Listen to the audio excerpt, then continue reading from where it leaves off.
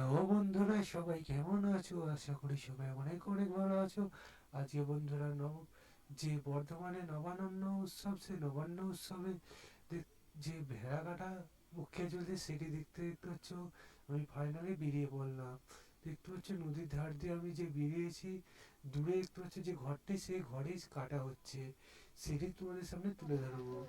দেখতে পাচ্ছ যে কাঠের সিঁড়ি দেখতে পাচ্ছ বেঁধে প্রস্তুতি নিয়েছে এবং কোপ দিয়ে দিল। কোপ দেওয়ার পর যে কেটে এবার এটাকে সারাবো। না না লাগেনি, সারিয়ে না না তারপরে লাগেনি। দাদা বসে আছে হাঁ করে